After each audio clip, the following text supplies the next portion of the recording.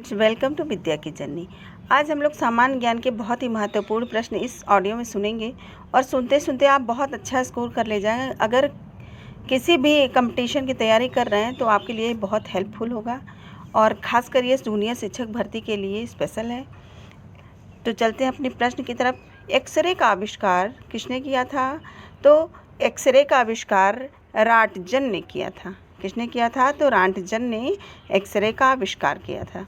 अंतरिक्ष यात्री को बाहरी आकाश किस तरह दिखाई देता है? जो अंतरिक्ष यात्री होते हैं वो बाहर का आकाश किस तरह दिखाई देता है? तो काला दिखाई देता है।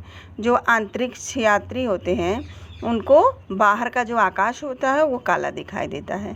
टेलीविज़न का आविष्कार जॉन लोगी बेयर्ड ने किया था। टेलीविज़न का आविष्कार जॉन लोगी बेयर्ड ने किया था। पहली बौद्ध परिषद कहाँ हुई थी? जो पहली बौद्ध परिषद हुई थी वो राजगृह में हुई थी।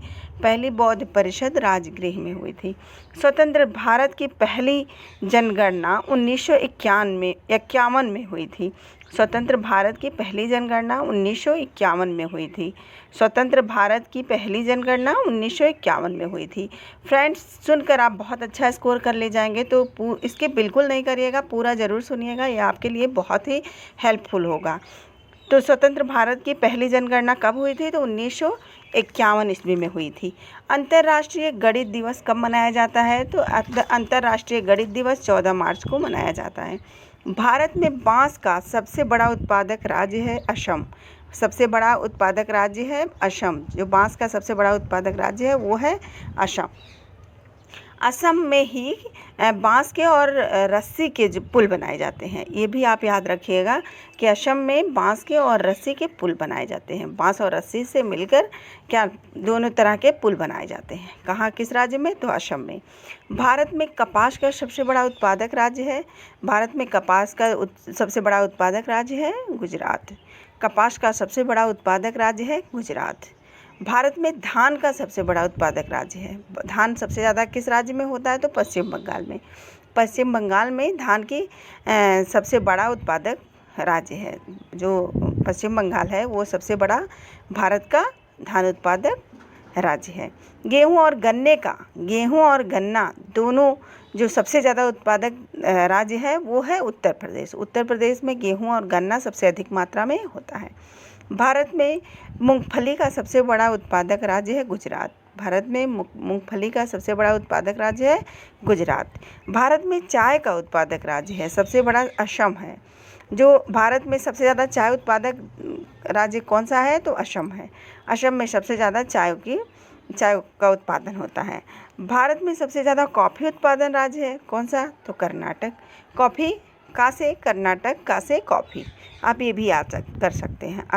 का से कर्नाटक और का से कॉफ़ी, यानी कि भारत में सबसे ज़्यादा कॉफ़ी उत्पादक राज्य है कर्नाटक। भारत में जूट का सबसे बड़ा उत्पादक राज्य है। भारत में जूट का सबसे बड़ा उत्पादक राज्य है क्या? भारत में सबसे बड़ा जूट का उत्पादक राज्य है वो है पश्चिम बंगाल। पश्चिम बंगाल में जूट सबसे ज़्यादा उसका उत्पादन होता है। मेढक ऐसा जानवर है जो त्वचा के माध्यम से सांस लेता है। कौन सा ऐसा जानवर है जो त्वचा से सांस लेता है? तो मेढक ऐसा जानवर है जो त्वचा से सांस लेता है। मीर जाफर को कर्नल क्लाइव का गीदड़ कहा जाता है। मीर जाफर को कर्नल क्लाइव का गीदड़ कहा जाता है। अंतर्राष्ट्रीय अहिंसा दिवस मनाया जाता है 2 अक्टूबर को। अंतर्राष्ट्रीय अहिंसा दिवस मनाया जाता है 2 अक्टूबर को। अंतर्राष्ट्रीय अहिंसा दिवस मनाया जाता है 2 अक्टूबर को। लौहगढ़ नामक किला बंदा बहादुर ने बनवाया। किसने बनवाया? लौहगढ़ नामक किला किसने बनवाया? तो बंदा बहादुर ने बनवाया। लौहगढ़ नामक किला बंदा बहादुर ने बनवाया। विश्व महासागर दिवस कब मनाया जाता है? विश्व महासागर दिवस 8 जून को मनाया जाता है। विश्व महासागर दिवस 8 जून को मनाया जाता है। 29 अगस्त को खेल दिवस के रूप में मनाया जाता है। जो 29 अगस्त होता है वो उसको खेल दिवस के रूप में मनाया जाता है। किसके जन्मदिन पर? किसके जन्मदिन के अवसर पर? तो ये कर्नल ध्यानचंद के जन्म दिवस के अवसर पर 29 अगस्त को खेल दिवस के रूप में मनाया जाता है। साहित्य अकादमी पुरस्कार 2020 में हिंदी के लिए किसको सम्मानित किया जाएगा? तो अनामिका जी को सम्मानित किया जाएगा। साहित्य अकादमी पुरस्कार 2020 में हिंदी के लिए किसको सबसे ज़्यादा सम्मानित किया जाएगा? किसको सम्मानित किया जाएगा? तो अनामिका जी को सम्मानित किया जाएगा। हिंदी कविता संग्रह टोकरी में जो दिगंत थ्योरी के लिए दिया जाएगा, अनामिका जी को दिया जाएगा साहित्य अकादमी पुरस्कार 2020 में हिंदी के लिए। काला नमक चावल महोत्सव कहाँ शुरू हुआ? तो काला नमक चावल महोत्सव जो शुरू हुआ है वो सिद्धार्थनगर में शुरू हुआ है।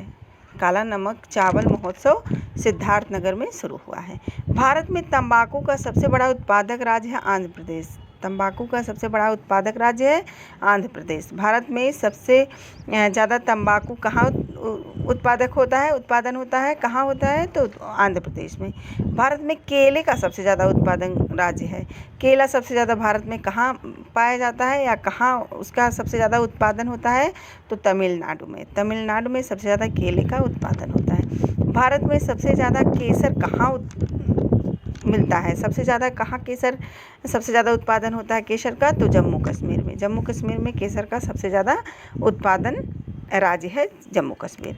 भारत में प्याज का सबसे ज़्यादा उत्पादक राज्य कौन सा है? प्याज सबसे ज़्यादा कहाँ होता है भारत में? तो ये महाराष्ट्र में। प्याज की सबसे ज़्यादा जो उत्पादन देश राज्य है वो है महाराष्ट्र। भारत में केरल में काली मिर्च का उत्पादन सबसे ज़्यादा होता है। केरल में काली मिर्च का भी उत्पादन सबसे ज़्यादा होता है। वेदों की ओर लौटो नारा दिया था किसने? स्वामी दयानंद सरस्वती जी ने। वेदों की ओर लौटो नारा दिया था स्वामी दयानंद सरस्वती जी ने।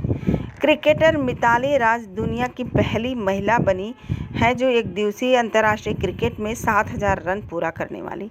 क्रिकेट मिताली राज दुनिया की पहली महिला बनी है एक दिवसीय अंतर्राष्ट्रीय क्रिकेट में 7,000 रन पूरा करने वाली। 7,000 रन पूरा करने वाली कौन बनी है? मिताली राज दुनिया की पहली महिला बनी है। दुनिया की पहली महिला बनी है मिताली राज। मिताली राज दुनिया की पहली महिला बनी है जो क्रिकेट में 7,000 रन को पूरा करने वाली। 16 मार्च को राष्ट्रीय टीकाकरण दिवस मनाया जाता है। 16 मार्च को कौन सा दिवस मनाया जाता है? तो राष्ट्रीय टीकाकरण दिवस मनाया जाता है। अजलान शाह कप किससे संबंधित है? तो अजलान शाह कप जो है वो हॉकी से संबंधित है। अजलान शाह कप हॉकी से संबंधित है। भारत का सबसे पुराना टूर्नामेंट वेटन कप है। कौन सा है? वेटन कप। भारत का सबसे पुराना टूर्नामेंट है वेटन कप। नींबू खट्टा होता है किसके कारण से? नींबू खट्टा होता है किसके कारण से? तो साइट्रिक अम्ल के कारण से नींबू खट्टा होता है।